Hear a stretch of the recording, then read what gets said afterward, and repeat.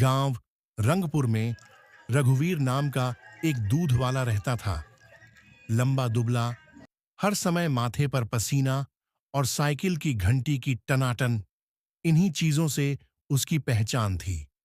हर सुबह वह अपनी पुरानी साइकिल पर टक टक टक की आवाज करते हुए घर घर दूध देने निकलता।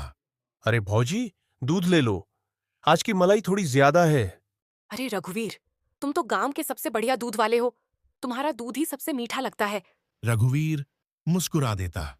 लोगों को लगता था कि वह बड़ा ईमानदार है, मगर उसके चेहरे के पीछे एक चालाक दिमाग छुपा था। गांव वाले समझते हैं मैं बेचारा गरीब हूं।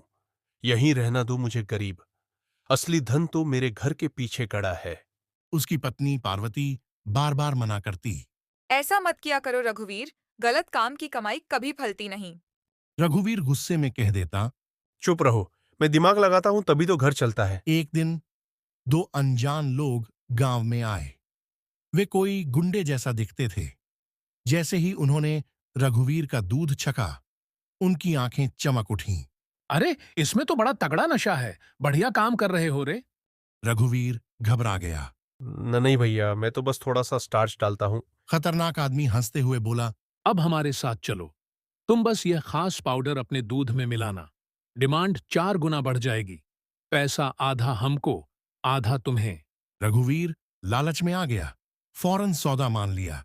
अब हर रोज उसके दूध की तारीफें होने लगीं। लोग कहते।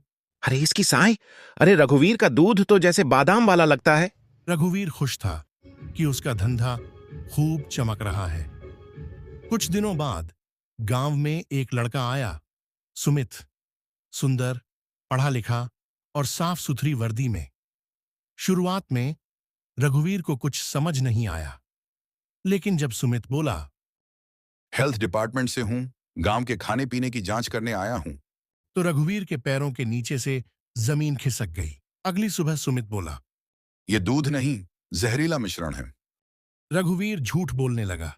नहीं बाबू, सारी गलती मेरी पत्नी की है। वो रघुवीर को सुमित ने फटकारा। चुप।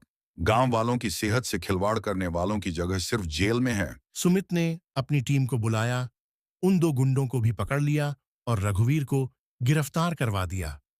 अंत गांव वाले हैरान थे। जिसे वो गरीब ईमानदार समझते थे, वह सबसे बड़ा मिलावटखोर निकला। पार्वती रोते हुए बोली। मैंने कहा भी था कि बुराई का अंत बुरा ही होता है। रघुवीर को जेल हो गई और उसका धंधा हमेशा के लिए बंद हो गया। गांव में अब लोग कहते हैं, कमाई चाहे कम हो, पर ईमानदारी से हो। लालच का अंजाम हमेशा रघुवीर जैसा होता है।